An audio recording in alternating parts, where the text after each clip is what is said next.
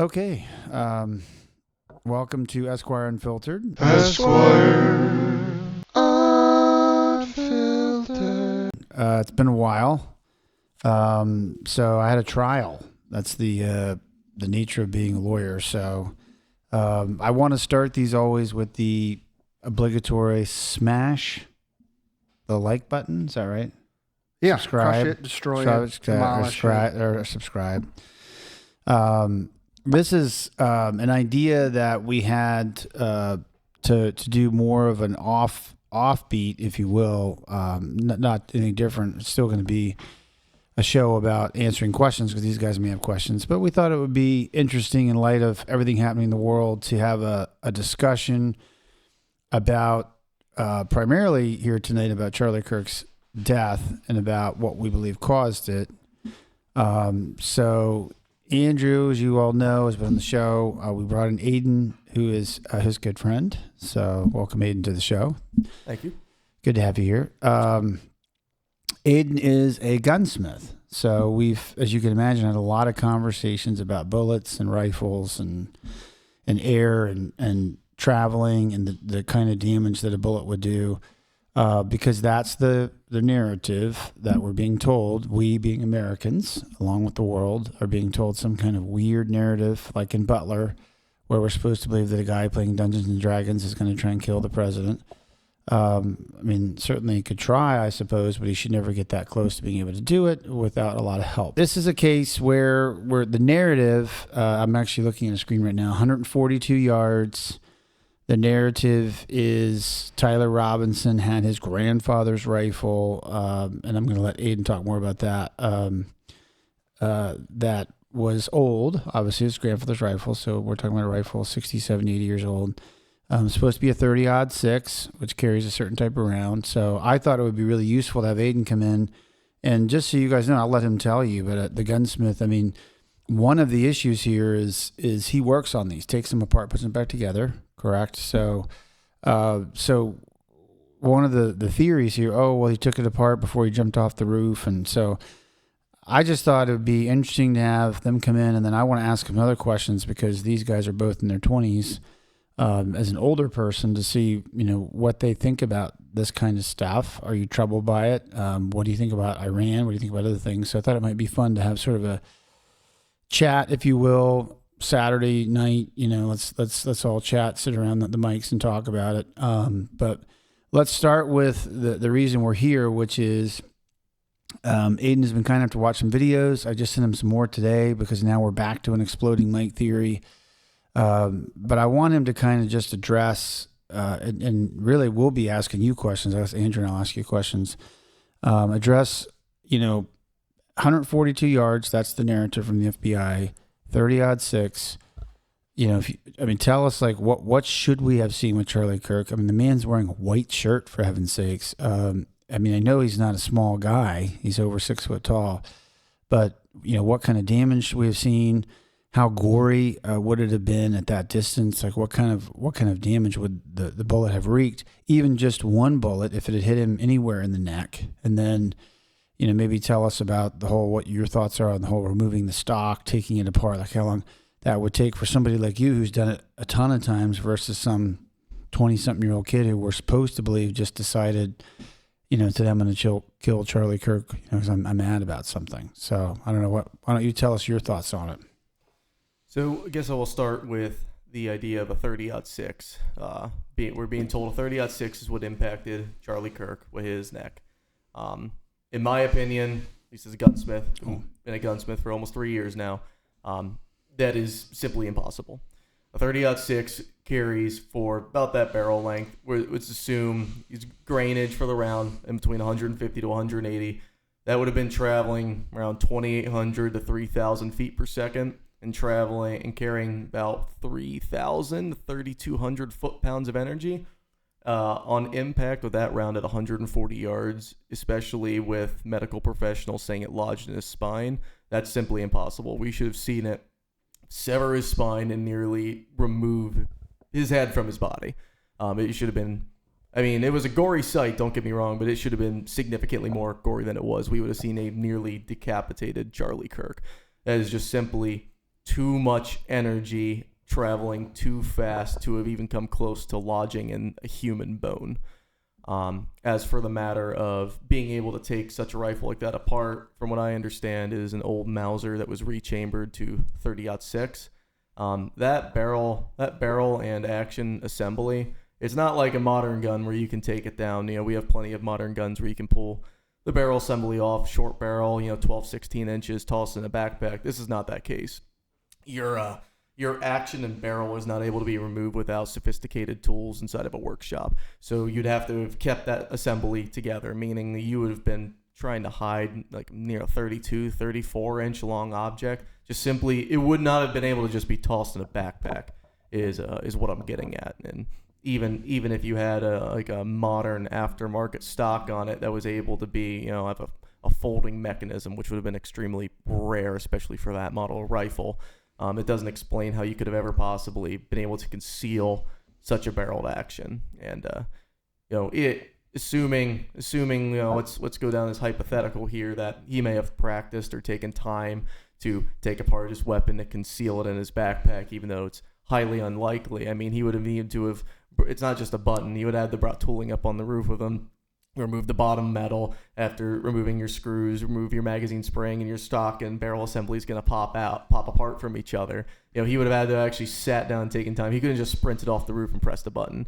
He had to sit down for like 60, 90 seconds to pop that apart. And in this type of scenario, at least in my opinion, it's valuable time that we would have been able to have captured at some point.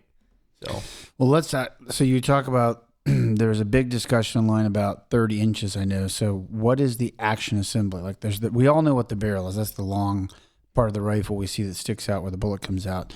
What's the action assembly part of it? So the action, also known as the receiver, that is what actually houses your bolt. That's where you would feed your cartridges into. That's what holds your trigger assembly. Pretty much everything that makes the gun actually operate.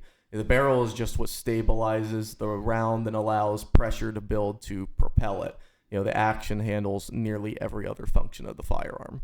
So essentially, the action assembly is connected to the barrel. They're all one made metal piece together. Correct. They're threaded together, and for that action, you'd be looking at 120 to 150 foot-pounds of torque, meaning you would need to have a sophisticated barrel vise to be able to remove it. Okay. I don't know if a person on the face of this earth with their bare hands would be able to untwist one of those. Okay. So in other words, there's no way on a roof you could have done it. No, absolutely not. And in the backpack, which we see in the videos, and we'll give some links to some things where you guys can watch this stuff. I'll try to get some shorter ones of them, but you will clearly see that there's no large barrel sticking out of the rifle, which would have had to have been there for the kid to have disassembled it and then thrown it off the building before he jumps down.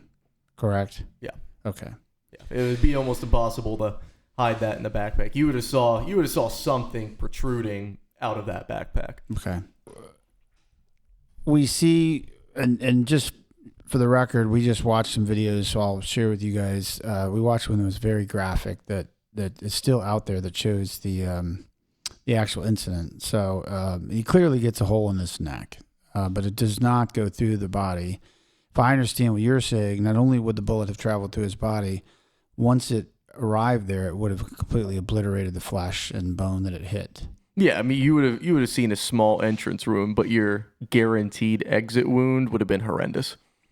And I'll try to. There's so many of them out there, but I'll pull one from early on in the one guy's video of the ballistics gel or whatever. But do you just want to, comment on so that people know?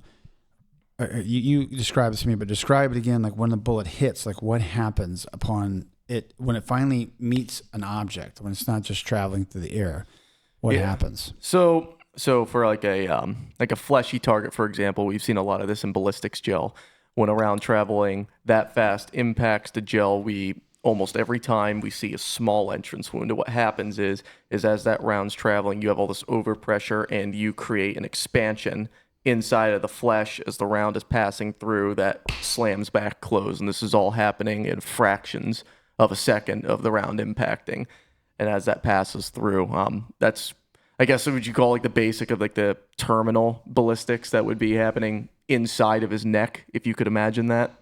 But, you're also talking about it's got to impact bone. The medical narrative is that it wedged in the spine, which I've already went over. That was not nearly impossible. It just is impossible. Too much energy, too fast, would not have been able to stop. You would have seen it, in my opinion, it would have probably severed his spine, and you would have seen bits of his bone fly out of the back of his neck with a nice crater-sized hole out of the back of his head. I mean, the way it's been described by some people that are ex-military is it would have been difficult, if not impossible, for his head to stay on his body. That is correct. It would have just basically severed it from the spine. Certainly, people behind him, because there was a security guard behind him, they would have gotten hit with pieces of his flesh and or blood, correct? Yes.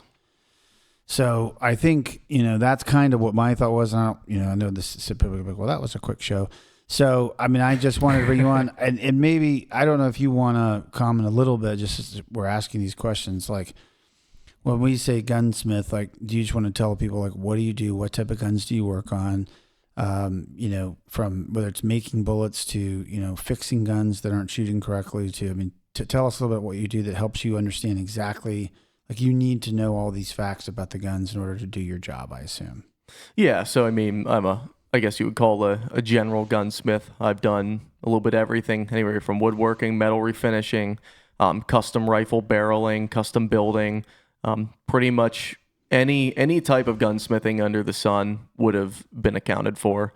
I've built all different kinds of, I've redone anything from like near 1911s to installing like new trigger hardware, make them shoot nicer, to completely taking fresh actions or retruing old actions and custom cutting shanks and chambers, and to build a precision rifle that could hit a nickel at 600 yards. I've pretty much done it all. Okay. So again, I mean, to do the things you do, you have to be able to take it apart. That's correct. Yeah, and so some of the stuff you're talking about, like separating the actual barrel from the assembly, would be impossible without having like a workshop. No, you'd need for that you would need a barrel vise, and you would need then barrel bushings, and you'd have 4 points of contact of 4 bolts. You would bolt your barrel fast, and then you need to put an action wrench over top of your action, bolt that fast, and from there you now can undo your action, which would obviously be impossible to do on the rooftop. Right. So we know it was at least 30 inches long. That's why, like I said, we'll show a video of I'll just show a quick one there were so many at that time. So I guess, for me, and this is where I wanted to bring you guys in to talk about this, not just the Charlie Kirk thing, but also to say, the part that I'm troubled by, there's a lot of things in society that trouble me right now, but with this particular instance is, we have a narrative being pushed. So, JFK's assassination, I guess we expected that, because the bad guys that were in control of the government are the ones who killed him. And we know that now. So, including the man who became president, somebody he hired was there, was working with several other people to make sure that there was a triangulation. So we expect that to be covered up. We expect them to, and if you don't know this, you should. So we expect them to write a Warren report, use Supreme Court justices, like the highest court in the land, to write a completely false narrative about what happened to JFK. But now we, including myself, we're voting for people like Kash Patel. I've listened to Kash Patel for years, hoping that they were going to be people like myself, people fighting for truth, justice, the American way, whatever.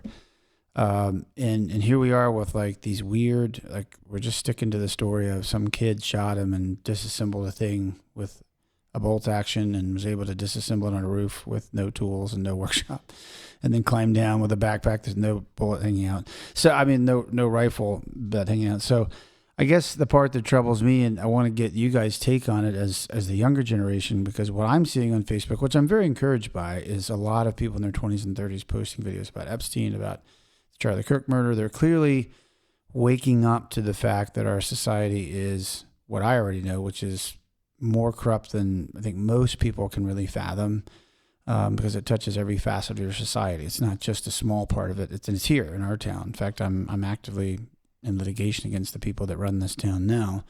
And, talked to some recently, and, not saying they're going to take me out anytime soon, but I mean, I certainly get pressure. I've gotten a lot of pressure in the last 2 to 4 years, that I could describe maybe on a different podcast. So, I'm very concerned. I'm obviously heartbroken about Charlie's assassination, and I'm pretty sure if Charlie were here, he'd be outspoken right now against this war in Iran, which is part of the reason why he's not here. So, but it's one thing for an elite class, or say a person who may be of a certain religious affiliation who doesn't like him and wants to take him out, maybe even one of his donors.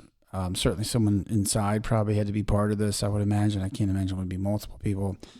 Their behavior has been incredibly odd since this happened. A lot of people your age too are doing that kind of research, looking into the tax returns, etc. Very odd things, and lots of money.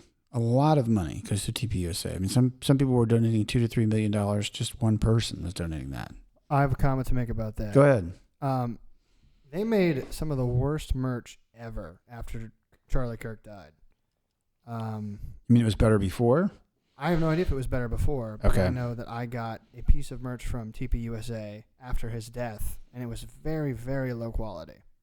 So it seems like they're really trying to get as much money as possible out of all the press, which is just I don't like that at all, especially not when I think it's an important figure. Not that I loved him, but an important figure in our, in the political landscape dying, and then you're trying to make as much money as possible off of it. Well, because you're saying that now, I feel like we have to show the comedy routine that you asked me about earlier. So we'll link the video that you saw, and I'll show it to you where he's comparing Erica Kirk to P. Diddy. So I'm not a big rap fan, but I guess P. Diddy's sponsor, person that got him into rap or whatever, died. Is that Biggie E or something? Oh, he killed Biggie. Yeah. He killed Tupac too. So I don't know who killed who. Allegedly. Either way, they died, right? And then instead of being like within days of that happening or even hours, I think he went into like promoting himself and became a big rapper. So Biggie was fat though.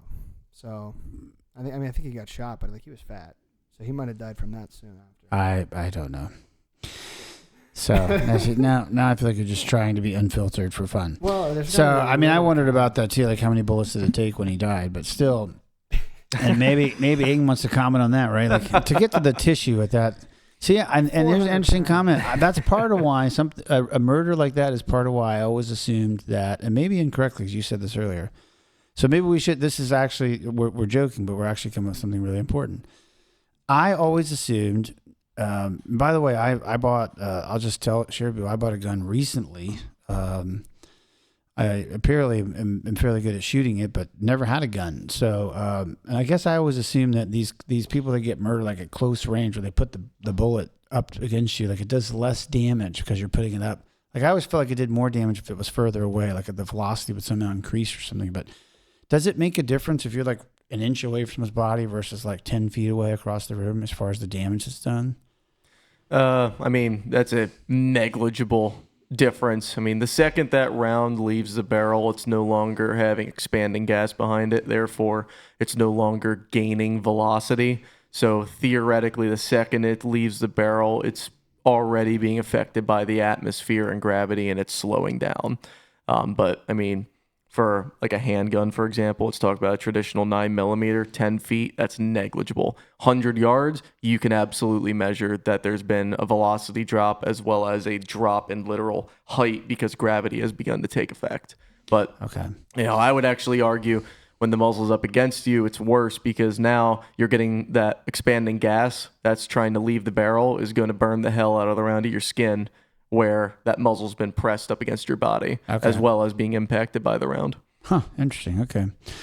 So I guess, getting back to my point, and you guys talked to this, and we'll talk about other stuff too. We don't, we just kind of chat about different things going on in the world.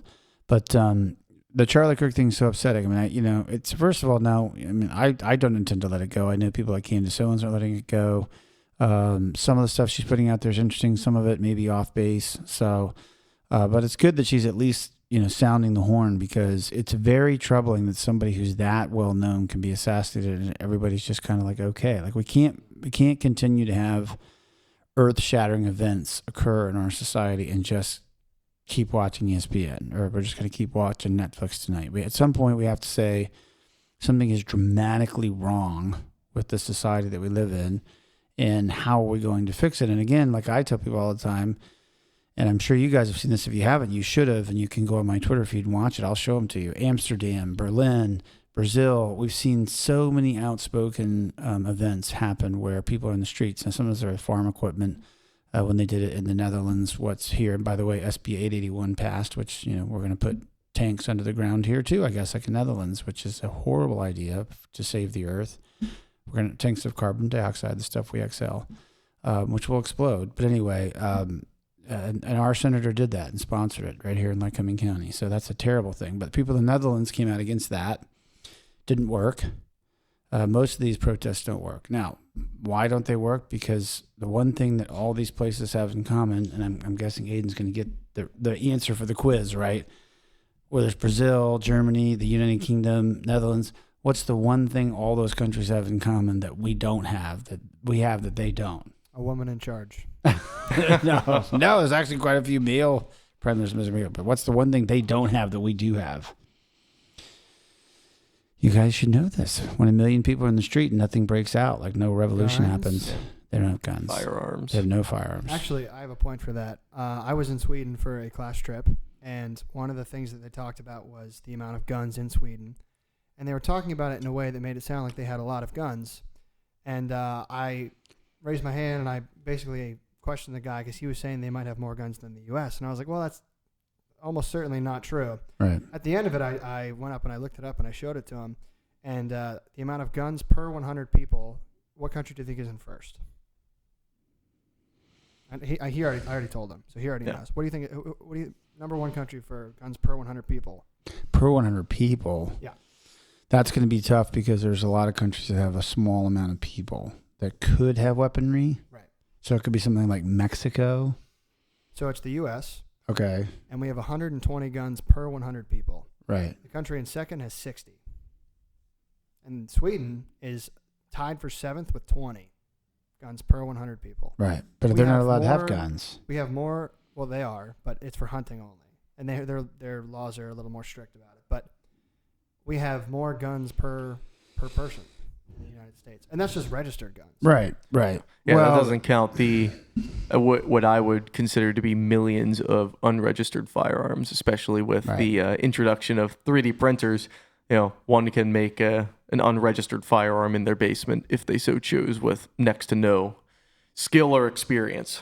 Right. Well, that's another thing. So, and I don't have the numbers in front of me now, but I know it's millions of guns, and they're owned by roughly 70 to 120 million people out of the 330 in America own the vast majority of those. Now, a lot of those people are Trump voters, okay?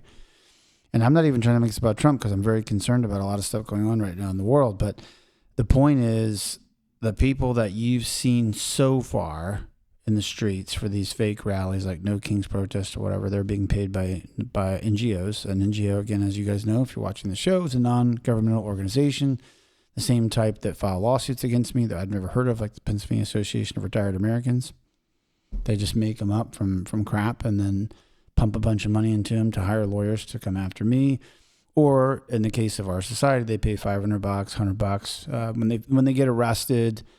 They're typically felons, criminals that they got hired. Andrew and I were at a march in D.C. in November of 2019, I think it was, or 2019, 2020? 2019. Or no, it was 2020. 2020. And I told them stay away from these people on the edges of the march because they were Antifa. Okay, and what they have in common, required to wear black. Now, I don't know if they buy them the uniforms. I wonder about that. I don't think these people would have like a black jumpsuit, so they must have to get it for them. Yeah. Definitely get them the masks, I'm sure, which are also all black. So they're making a really cool fashion statement. And I remember I told you, I was like, just stay away from them. So now they didn't have guns that I could see, which would be difficult in D.C., but either way, those people were being paid to be there. So what I'm talking about is, and I guess I want to get you guys' take on it, is, how upset are you about the fact that Charlie Kirk's thing isn't really being investigated? We're not really finding out who the rich donor and or even maybe country, so maybe an entire country, that had him assassinated. Now, I think we can all guess why they're not going to talk about that country, because we're probably working with them right now to bomb Iran. You have a country in mind? Yeah. Well, I think I just said it. Yeah.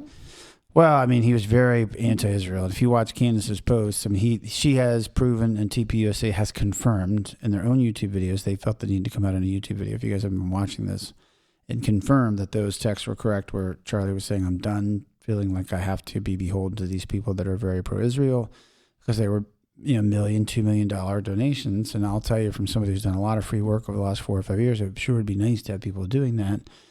I've even talked to someone about, getting a dinner together to get some large donors to do some stuff to file some lawsuits. So, and then the problem with that, of course, is whenever you do that, regardless of what it is, you feel beholden to that person because now they gave you all this money. So I'm just curious, you guys, some of what you think about, how it's being investigated, in terms of who really did it. Are we ever going to find out? This isn't JFK. We're not 1963 anymore. And B, I mean, feel free to comment on what I just said, what we talked about. I mean, look, if the people go to the streets, I personally believe, and I think most people don't understand this, it only took 3 to 5% of the American population to have the American Revolution. That's all it took. So you only need 5 to 10 million people with guns, or 15 million people with guns in America, and I think this country topples. I don't even think it's hard, to be honest with you, because I think they can't call on anybody but the National Guard, as we've talked about in the show, because of the Insurrection Act. They're not allowed to. The Posse Comitatus Act of 1878 does not allow them to deploy the military on our soil. So there's no Marines, there's no Navy. You're not fighting the military. They can't. It's illegal. They'd have to declare insurrectionists and then declare the insurrection. And I assume they would, I guess.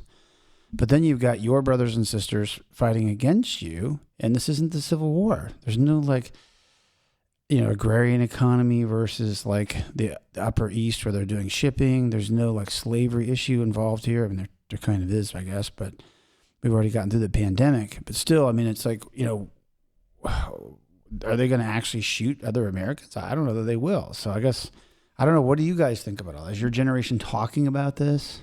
The possible revolution? You can go ahead and take this. I know you feel strongly. Yeah, strongly is a way to put it. But I guess the biggest thing, right, is, you mentioned about the 3%, right? It only took 3 to 5% to take up arms to start the American Revolution. And you're right, those numbers would still line up today. It does not take that many people to truly take up arms to topple a nation. The biggest issue is we have a lot of people today who will consider themselves a Republican or consider themselves a Democrat and nothing in between. You have a nation full of people who will only vote blue or will only vote red, and because of the people they surround themselves with and the media they consume, they will never look past the blue or red scale here. And that is how we, the people, keep losing. And that is how we are in this dire predicament we are today. Right. You have everybody on the blue side saying it's nothing but the red. You have everybody on the red side saying it's nothing but the blue.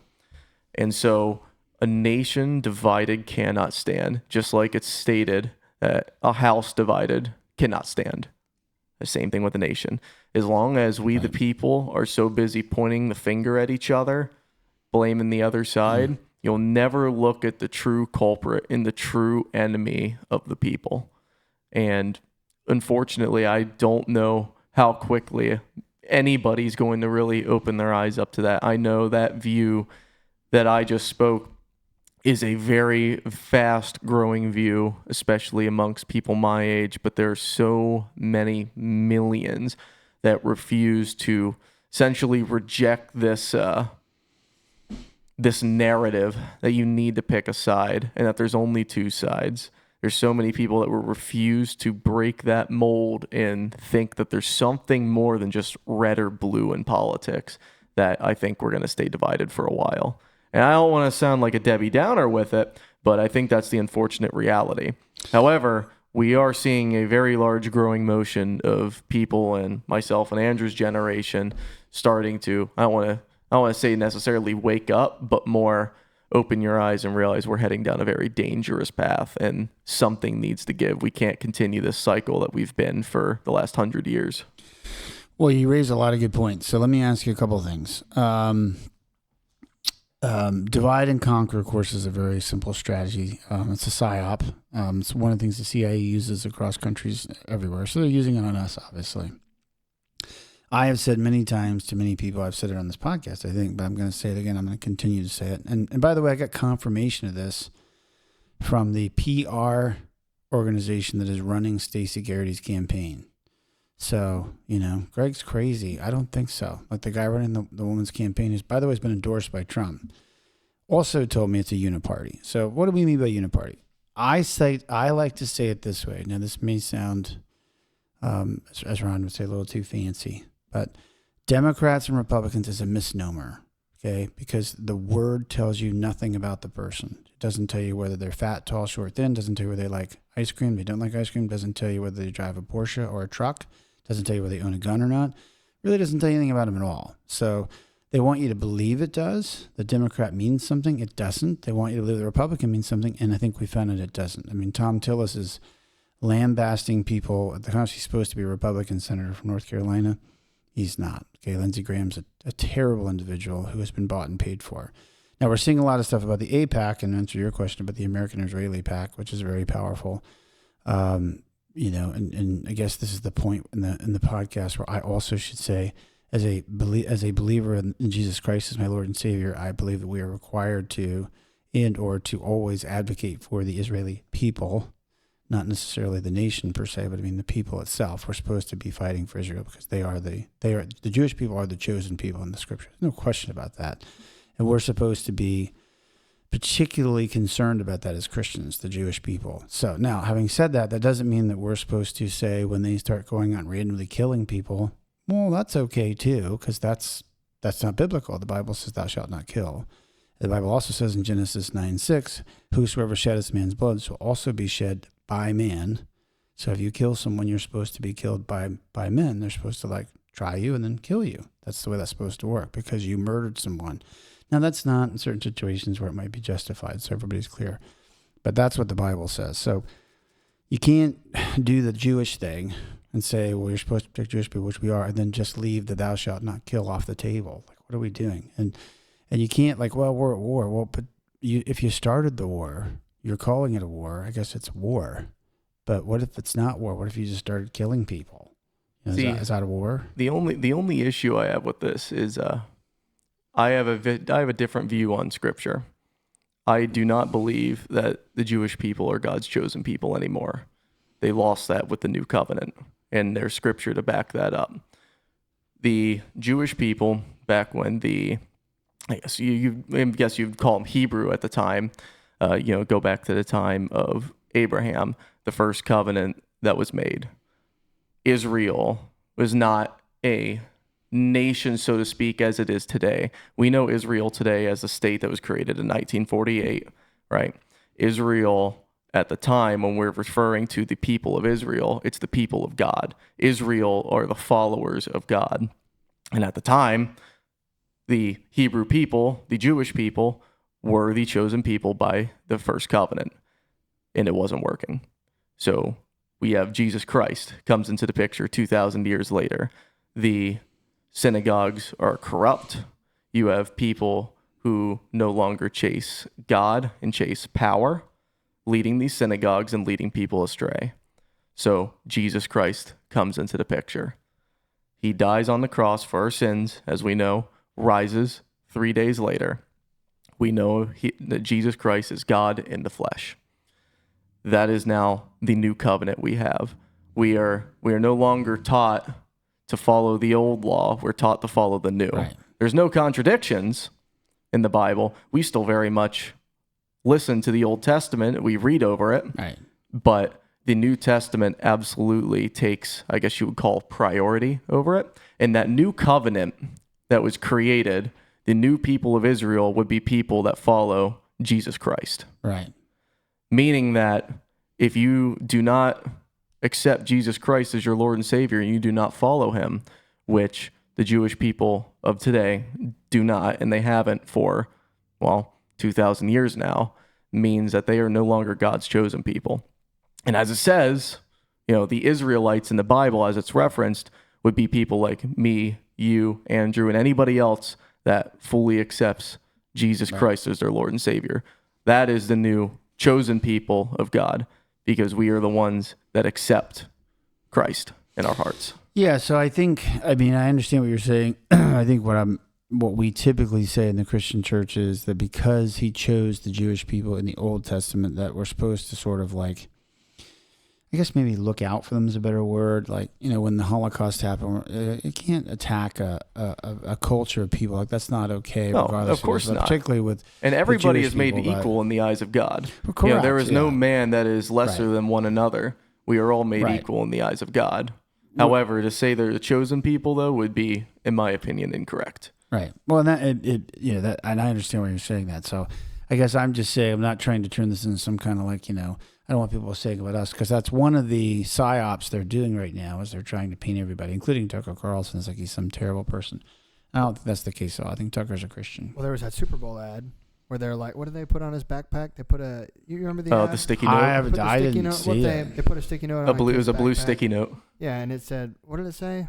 Yeah, it was something derogatory towards the kid. Yeah, it was like really anti-Semitic, and the whole thing was like, stop Jewish hate. And look, So that commercial's been played a lot since then. I've seen it many times. Right, and Yeah. I don't think we need to be hating a particular group of people. I mean, that's racism. Or Right, so whatever you would wanna call it. that's the antithesis. So I want to be real clear. I mean, the as a follower of Christ, we call them disciples. Disciple means follower of Christ. That's what disciple means. So we are supposed to be the hands and feet of Jesus. We're supposed to implement all the things he did. Part of what I want to be careful in saying that too, though, because I post a lot of videos and I want to make it real clear that Jesus went into the synagogue, as you said, and he threw the tables over and he said, "You're destroying my Father's house," and he did that, as I say to people all the time, in a house that didn't matter anymore, because he'd already come to tell us that this is the temple right here. This is the temple. I'm the temple. You're the temple. He's the temple. The edifice no longer matters. Like, they were so concerned about the edifice in Jewish practice and with King Solomon, and they built it a certain way with the separation and the Holy of the Holies. And Jesus is saying none of that is necessary anymore. You can just come right to the Father. Or as I like to say it, it's like Batman with the red phone. Okay, like everybody. Good news, everybody has a red phone, right? Remember when the mayor would get in trouble? You guys are too old, but for those of us who are older, you're too young, I should say. For the older people, our version of Batman, the mayor had a red phone. And anytime there was a problem, he would pick up the red phone and, of course, write to Batman. So when Jesus came, no priest, no pastor, no confession booth, no nothing. You need help, you just pick up the phone. And in case you weren't really clear about that, as I used to tell my kids when I raised them, you have one of the shortest prayer in the Bible is Peter. Everybody knows the story because Jesus is on the water and they see him. They think he's like a ghost or an apparition. And they're like, it can't be Jesus because the water's terrible and there's a tumult. And he's like, come out onto the water. And the only one who's brave enough to do it, which is really telling, is Peter. And he's okay as long as he continues to keep his eyes completely locked on Jesus as his Lord and Savior. The second he starts to look around at the crashing waves, he gets nervous and he starts to sink. And he says the two shortest, the two-word prayer in the Bible, Jesus help, and he did. So you have a red line. You don't have to go through anybody. You can just pick up the phone and call him. So I want to be real clear about that. Like, that's what that means. That's what we talk about, as Christians, and that's certainly what I believe. So, but having said that, that makes the whole thing with trying to bring us like full circle, makes the whole thing with Charlie Kirk so much more troubling, because here's Charlie, who's a very devout Christian, and I'm afraid somebody killed him. I mean, somebody in the organization had to be somewhat aware of what was going on. I just can't see anything else with this. And again, we'll post some videos. You'll see them. Now there's a new exploding mic theory. If the exploding mic theory is correct, which is beginning to seem much, much more plausible to me, that means somebody put that mic on him. Someone made sure that mic was located where it needed to be located, which is troubling in and of itself, because TPUSA is a very big organization, And, but even more troubling is, what is our government doing to get to the bottom of it? And why aren't we? Like, why? That should be like a real outcry. Like, he was a beloved figure. Even people that were, as you said, like blue people, like, or whatever, lost in some weird paradigm of Tron. And I've got lots of friends and family members that are.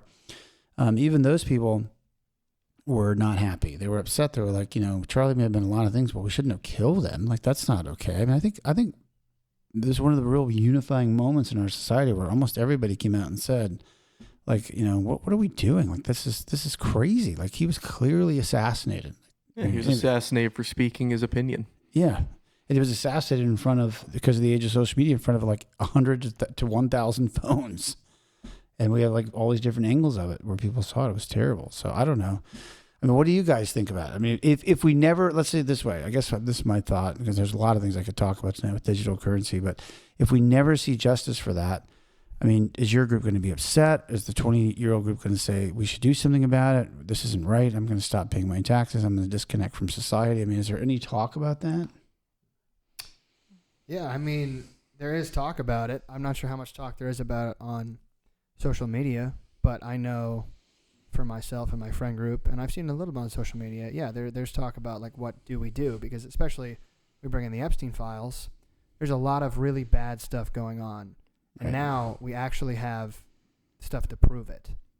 So now it's like, okay, this is out there. We can point at this guy and we can point at that guy. What now? Nothing's happening.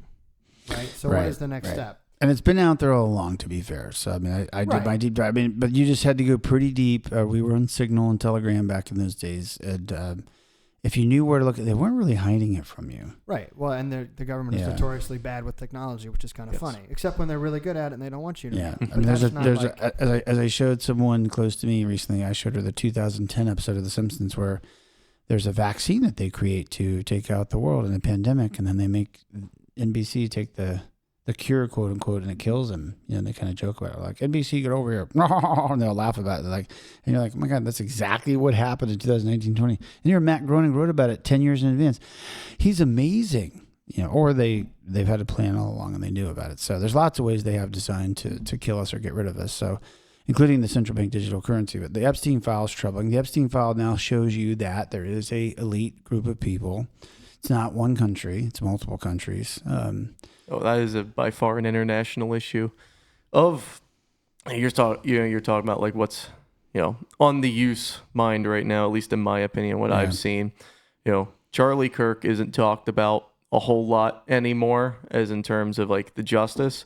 In my personal opinion, it's absolutely upsetting that a man was killed for his opinion, and I would love to get concrete information on who was behind it, because that is a horrific crime. But with the release of the Epstein files, that is what, at least in my opinion, the people our age have been really focusing on, because you now have concrete evidence that, like you were saying, not just national leaders, global leaders, people all around the world, actively participated in these horrendous crimes against humanity, these crimes to children, actively taking part in demonic worship. It is disgusting, I guess, is the bottom line at what I'm getting at. And that just shows something has to give. And we need to see, I guess you'd call it some form of justice, but the reaction of it being dropped, you have a lot of people who view my view, say this is horrific and we need immediate accountability. And then you have other people who kind of just go, yeah, but did you see the outcome of the Super Bowl? And it's like, it's just kind of going like right over your head. It's like a lot of people are not grasping the reality of the situation. No. So, I mean, just so everybody knows, the Prime Minister of Norway, resigned. Obama's chief attorney in his office, his chief of staff who ran his office and actually selected people for his office, worked for a very large firm, resigned because she's mentioned the Epstein files. So these are the highest people in power. What we know, what I've known for a long time now, I started my deep dive in 2019 and 2020, is what if they're only putting people in power that are corrupted? So in other words, most of the people we believe in power are pedophiles, and they do that because they have control over you. Then they have the videos with them. Well, yeah, you have blackmail. Yeah, suddenly so you can make any policy you want because if you don't vote for our policy or you don't make it come true, we're going to release this horrific video and your name's going to be forever tainted. Right. So before we call it in the Q post the drip flood, but before the flood, it's coming out now. The drip was like Pete Buttigieg's his right hand man when he was mayor of Chicago, indicted for 31 counts of crimes against children. That's all been happening. That's all real. It's all out there. I post it. Don't even get started on like people like Tom Hanks who've left the country now. So very, very troubling. So a lot of the people that you thought were okay are not.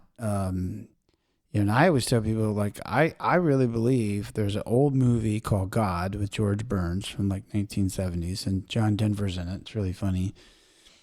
It's not funny, but it's like this. They watch this movie where this guy gets famous, like in the rock and roll music industry, whatever, and he signs his soul over to the devil in the movie. Like, I'm not even sure that's like a real movie. It went to the movie. It's the movie theaters back then, and I firmly believe I have for many, many years now that there's a lot of bands and groups out there, some I could name, that that really happens. I think they really sign their soul over, then they get famous, and that's how the deal works. Because Satan does have some control here on Earth.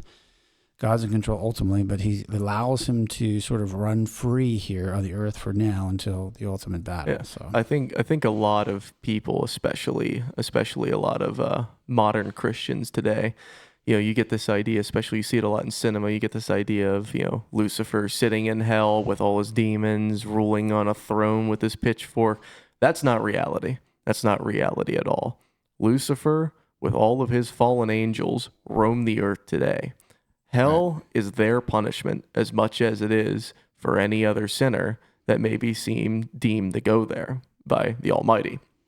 But Lucifer, with all his fallen angels that were cast down to earth from the heavens with him, they are all still amongst us today.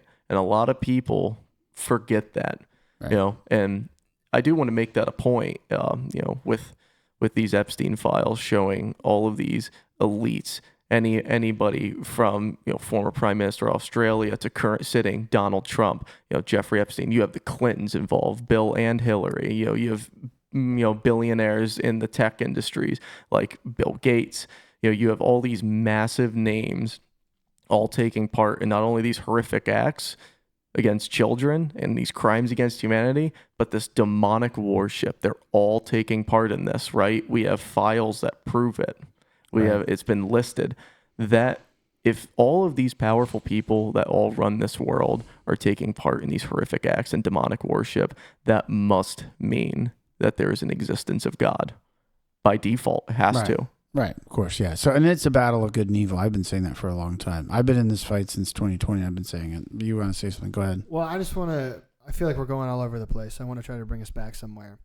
As for what will happen with Charlie Kirk, and what will happen with these Epstein files and all the justice, we are trending as a society towards distracting people as much as possible. I mean, the invention of the smartphone is probably one of the worst things to happen to the human race in existence. That's a bold take of mine, but it continually gets worse. I mean, people are becoming more and more looped into these things that take up 8 hours of their day so they don't care about anything else. Right. Everything in society is trending towards convenience.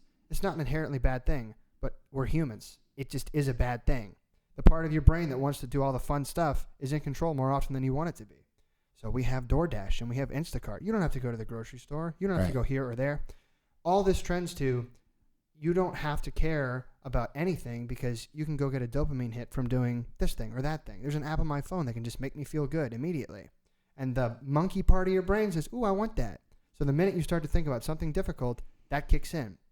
And now it's easier and easier to get that. I mean, before, like going to the movies, that was a normal thing. Movie theaters are gone now. Like, obviously, they still exist. I'm not saying they're totally gone, but compared to where they were to where they are now with streaming. So my whole point in all this is saying, as a society, we're getting to this very dangerous place where people don't want to face anything difficult, and the people in power have easier and easier ways to take control of us. And we have to do something about it because there are horrible people in power. Well, that's my question for you guys. So first of all, I want to know what the app is for the dopamine hit because I could use. I'm just kidding. Is it one app or multiple apps? Because I want that. I mean, that's terrible. Now, I will say, to be fair to smartphones, we wouldn't be here without them. Like, that's part of what the Q posts say. Like, the reason why we know what we know now is because we're tracking them. I mean, so there were some good people in these agencies, I guess, that decided and I think what it was exactly what we're all saying here today. Like, it's not okay that the primary person pushing child sex trafficking is us, like our government's doing it. Like my tax dollars are paying to put kids in boxes and bring them over here. And of course, Biden brought over a bunch of them and whatever. So very, very troubling. But your point is exactly what Rhonda says all the time when we talk about this. And that is, she doesn't believe, and I don't agree with this. I think that if the next phase of this, and I'll be talking about this a lot more in the future, and there's a video that just came out recently with Tucker Carlson that's very important about central bank digital currency and these data centers and a lot of other things. We are definitely very, very quickly moving toward digital money that will be controlled by one world order. Which of course is biblical too, but I mean, I don't want that. Mark of the beast. Right. So I don't want that. So I don't want to go up with my wrist and like touch a bleep and go, oh, you scanned.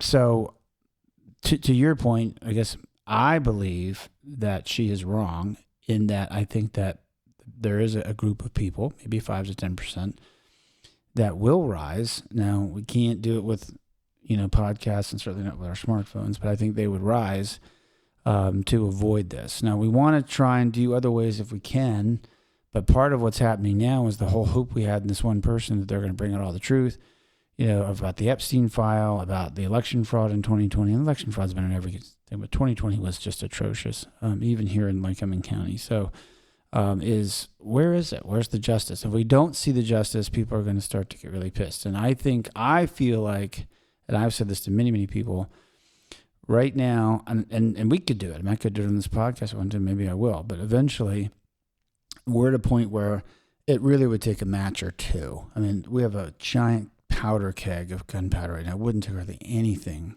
in my opinion, to get a revolution started. It wouldn't take much at all. People are so sick of it.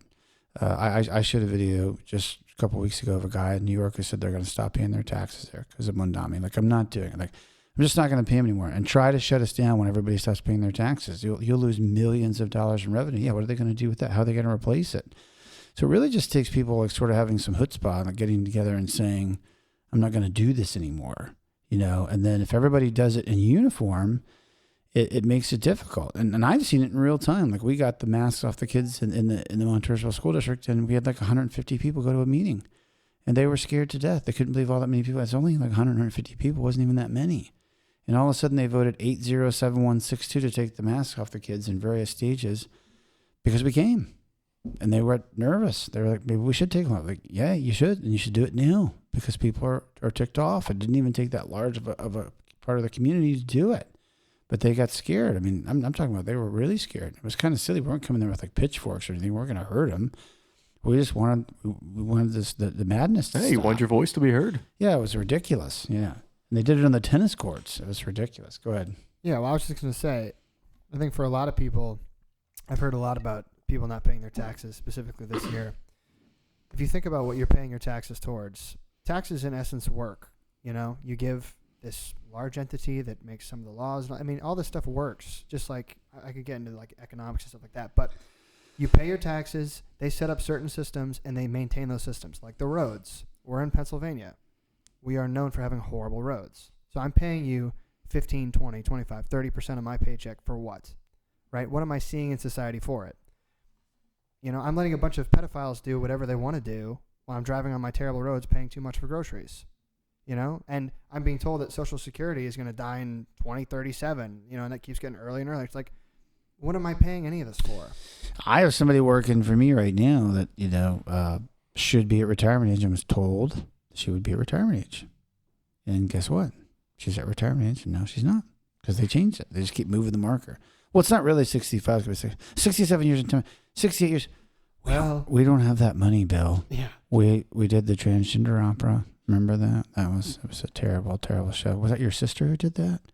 That was awful. Why did we give her all that money? We did the cow flatulence study. We definitely traffic the kids. That costs so much money. The people are so demanding with putting them in boxes and forcing them to do stuff. That costs us a lot of money. So that's what they're doing with our money. You know what I mean? We built the greatest child sex trafficking program ever been made. It's okay, guys. It's the Dow's beautiful. over 50,000. Well, and that's what Catherine Fitz says in her video, which I'll be talking. I posted it a ton. Catherine says, Pam Bondi went in front of Congress and basically said, as long as the market's doing okay, people don't care if they traffic their kids. Keeping pedophiles. But that's the problem. Is a lot of people have that mentality. Yeah. You know, give them circus and bread, and they'll never revolt. And people our age are saying, why would I like? Old people might care if the Dow Jones is over 50,000. He and I don't own assets. That is completely irrelevant to us. You're looking these people in the eye and saying, I don't care that you're a pedophile. Look, you're rich. No. Our generation is not rich. We are quite poor. Right. So you can't, I mean, that's just, it's a slap in the face to victims. It's a slap in the face to anyone who doesn't own assets. Yeah, our government right now, it honestly feels like it's comparable to being pissed on and then being told, oh, don't worry, it's just raining. It is kind of what it feels like to pay taxes to the current government. Well, and for you guys, I mean, doesn't it feel like, you know, what are the chances of us like blowing up and like really making a lot of money? It's got to feel like it's really hard. I mean, you guys, does anybody in your group say to themselves, I know I'm going to make it big someday? I mean, is that even something people talk about anymore in their 20s? No, not really. Yeah. It's man, if I get lucky in a couple of years, I might get a decent job and, you know, fingers crossed, you know, I'll be able to pay rent this time around. That's kind of what it feels like for a lot of our generation. So sad. And the average, you have two routes. You can either go with like a job that you want to work and make nothing, or you can go with a job you don't want to work and you can make good money, but you're going to be working so many hours to make that up. You're going to go like into like the gas industry, for example, or the oil field. And don't get me wrong, I don't want to say people in those fields don't like what they do, but lots of times once you start hitting 30, 40 years old and your body, you know, doesn't agree anymore with working 14 hours straight, suddenly it's no longer nearly as achievable as it was before. So what I hear you guys saying is that much like General Flynn is saying right now, the Epstein files, regardless of Iran, the Epstein files are not going to go away. There's just too much there. And by the way, the 3 million emails, first of all, they put out all the victims' names, which is unheard of as a lawyer, so you know. We always protect the victim. You never do that. One of the emails specifically says, to you guys' point, we redacted the part that involved, quote, a Secretary of State and 2 presidents. And I read that email, so it says 2 presidents, so we didn't want their pictures to be shown. So it's there. Everything we've been saying all along. When Bush was in a speech in 1988-89 and said New World Order, real slow, they slow it down for you in case you didn't hear it. Now the concern is there's another New World Order coming in with CBDC, which is very troubling. But regardless, that's there. I mean, you can say it's not true. It's psyops. It is true. It's part of it. It's every part of your society. It's NBA. It's NFL. It's the soccer. It's FIFA, it's Harvard, it's Stanford, it's Columbia. They have private societies and those things. Have been private societies in those companies for years. They made movies about it. In fact, you can watch, if you really want to blow your mind, watch the first Kingsman movie, Secret Service, where an entire group of elite people across the world all put like chips in their brains and they end up blowing up, you know. We laugh about it, but they were using sound waves to make the rest of people crazy so they could all kill each other. So sound waves, virus, vaccine, whatever it is, we're trying to use eugenics to get the population down to 1 billion. That's not hidden. They're not trying to hide that from you. They were on giant stones in Georgia until they blew them up. Bill Gates said it on a TED Talk. He was like, if we do a really great job with vaccines, we can maybe get the population down 10, 15%. Dude, you just admitted to killing like 1 billion people. Right. And again, those stones, like who put those stones up there? There's a 2014 History Channel show on those stones that were created in Georgia that are now been blown up, where some guy came into a bank with cash, a lot of cash in the 70s, which cash was king back then, because they were coming off the gold standard. So, you know, fiat currency was the new thing. But regardless, the guy walked in and paid cash for these giant monolithic type stones, like Stonehenge. And they put her in there. Now, of course, in that stone, it said 500 million people worldwide. At some point, they decided to edit that, which was really annoying because the stone person wasn't still available to come back and put a 1 on that. I'm going to need you to change that. He's like, I can't take this whole monolith down and do this over again. Look at all the writing on here. There's quite a bit of writing on there. But it's supposed to be 1 billion. So, and his dad was the father of eugenics. So, again, if you don't know, that's on Google, by the way. This isn't even hard to find this stuff. And then you're like, it can't be possible. It is true, and it's hard.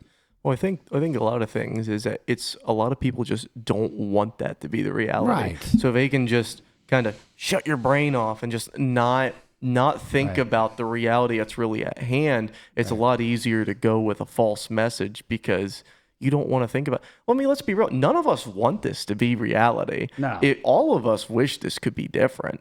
But here we are talking about the unfortunate reality we live in. But a lot of people just have a hard time accepting that. Hedonism is the new trend. Everyone wants pleasure 24/7. You know, and Yeah, that's, nobody wants to give, everybody wants to take. And that's not how we build a great functioning society, is by just taking the whole time. So it's called cognitive dissonance. I decided to Google it. So let's read the chat GPT for cognitive dissonance. What you were describing was put into a definition by a psychologist. Cognitive dissonance, the mental discomfort experienced when holding two or more conflicting beliefs, values, or attitudes are acting against them. It causes stress, guilt, or anxiety, leading people to rationalize behavior, ignore conflicting information, or change beliefs to restore internal consistency. And then it has signs of cognitive dissonance. I'm reading this, by the way, folks, this is Google. A feeling of guilt, anger, or anxiety when actions conflict with beliefs. Rationalization, making excuses to justify behavior that violates personal values. Well, it's okay to sex traffic kids sometimes, or whatever, right? Ignoring new, contradicting information or avoiding situations that trigger the discomfort. Feeling uneasy when forced to make decisions with multiple conflicting opinions. Like people say, like, well, which one do you believe? Which one do you believe? I think people get very uncomfortable, and that's why they don't want to do it. And I have family members that are like this. They have been given things like, Trump bad, Trump bad, Trump derangement syndrome, Trump's a racist, Trump says it rained today, that's Trump's fault. And so they've got something to blame it on. So they blame it on that person. They say, well, everything he does is terrible. So it's just awful. Like he rescued a baby from a burning building. They would be like, I can't believe he did that. I should have let that baby burn. That's how cognitive dissonance. I can't believe, it's not okay for me to believe that he could do something good because they told me he was so bad. They said red man bad or orange man, whatever he is. And now I can't believe he could do anything good. And I'm not saying that all the way around. There's some things he's done that I think are good. There's some things I'm very troubled by right now.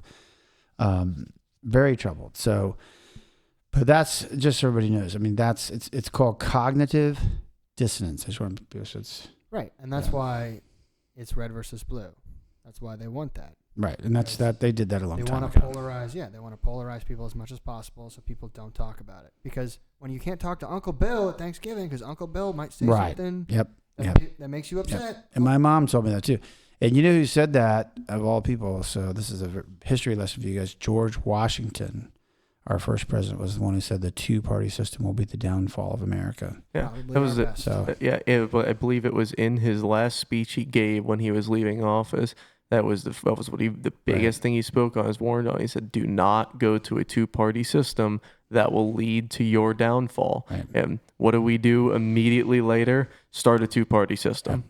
Yeah. Granted, back then, third parties had a lot giving track. You would see in elections that there would be a third party that would get a lot of votes, whereas today, you take a look at any other party and it's a negligible amount of votes. Right. They will get at most 0.5% across the nation compared to the red and blue. Well, and the name made more sense back then too, because it was Federalist and Anti-Federalist. So it was strong federal government, weak federal government. So it made much more sense. Now we've got these names that mean nothing. Donkeys and the problem is like, let's you get somebody new that joins the party, a Republican or Democrat, I don't care, and they have a little bit of different views than what everybody else has. It's mob rule. They'll get bullied into supporting or not supporting whatever the rest of the group says because, if you're not with us, you're against us on everything. You no longer get somebody who will truly vote for what the people that vote him in office want. You'll get somebody who only votes for what the party wants. And there's a huge difference. A lot of people don't grasp there. Right. Well, and that, to your point, that was one of the things the guy said in the video about the Tyler Robinson kid, being younger and being part of something and wanting to be part of something or a group. But the other thing he said in that video, which I thought was very interesting, and these are ex-military guys that talk about the Charlie Kirk, kind of trying to bring it full circle, is in their world, I guess, if it's a general or a 3-star general or the president or the vice president, if a big name person comes in and says, everybody shut your hole about what happened here today or else I'll end you or your family or you won't exist anymore. I'm guessing a lot of people get real quiet because they don't want to so they just have to live with the difficulty of always knowing the truth but never being able to talk about it. It's kind of the way the guy paints it, though. There's probably a lot of situations in the military that happens, I would guess, where something terrible happens in some country we don't know about, and they say, we're never going to talk about this ever again. You just have to live with it the rest of your life, I guess, whatever happened. So I don't know. I mean, it's an interesting time, and I appreciate it. I appreciate you coming in. I know we had pizza and some fun here, but I'm curious, and I appreciate. It's good to know that you guys are out there. I assume that because I'm seeing so many videos, but it's always helpful to like talk to actual people in their 20s and say, let's not give up hope. And I realize what I'm talking about is some people may be saying, well, he just sounds crazy, but I mean, look, folks, I mean, it's going down a bad place, and you're either going to mask up and vax up like you did in 2019, 2020. I did not. You're going to get the chip in your wrist or whatever. You're going to do central bank digital currency. I'm not going to. So I can assure you that. I have the very fortunate position, being a follower of Christ, that you cannot threaten me with heaven. So I'm not really worried about it at all, to be honest with you. So, and Charlie must have felt that way too. And so, regardless of how terrible it is, what happened to him, his life was very important. And because of his death, he's really created a movement where people are saying, like, we need to do something. I think it really shocked a lot of younger people into, like, what the hell's going on? Like, something really, there's rot in our society. And whatever you thought it was, it's so much worse. It's libraries. It's mayors. It's your local town. I mean, is the garbage collector corrupt? Maybe. I mean, it's every part of your society, and the corruption's just spread its cancerous roots so deep. Yeah, it's everywhere, and it's just like you have to as soon as you get out of one place, you think we'll replace this person, and then the worst part about it is our elections are corrupt, so we can't even get anybody in there because they won't let them in. Because what do you mean? Just vote harder next time. Right. So it's just if you do a really good job handing out flyers, maybe you can get your person in. I like to vote 40, 50, 60 times just because I feel like my vote should count more than other people. So I'm like, my vote counts more than that guy over there. Come on. No way. Come on now. Dead people can vote. You can't tell me I can't cast 2 votes. They still have something to say about society. They've seen a lot in their living and dead years. Yeah, probably more in their dead years. Probably more in their dead years. Yeah. Like, I'm still here. I might go for a walk. Yeah. I might go for a walk. I feel terrific. All right, guys. Well, I appreciate it very much. I think we probably went to that. We'll probably have to cut this down a little bit, but maybe you guys will find this enjoyable. We'll try and give a catchy title, like the Williamsport discussion of Charlie Kirk. Reality is, it is dead. How about that? That's right. The world is a lie. That's right. Yeah. All right, guys. Thanks for coming in. Appreciate it very much. Enjoyed the chat, and tell your friends. So don't forget to comment, like, subscribe. Like, subscribe. Smash please that like do. button. Smash that. Yeah. I mean, I seriously will. And if there's comments, I'll be happy to address them. No, bearing in mind, as long as they're not some kind of really obnoxious thing, I'm not going to address every comment. So there's been a lot of weird, to your point, the left versus right. It's some really crazy comments about things sometimes. And, all I can say is it's clear to me that you've lost the ability to critically think. That's what I feel like I should say. I should write like a catch note every time. You can't critically think, period. It's obvious. Like, go back. I'm sending you my Principles of Logic book now. Please start there. Learn what a syllogism is, and when you figure it out, come back and tell me that you're starting to apply it in your own life, right? All right. Well, thanks, guys. I appreciate it. And until next time. Peace out.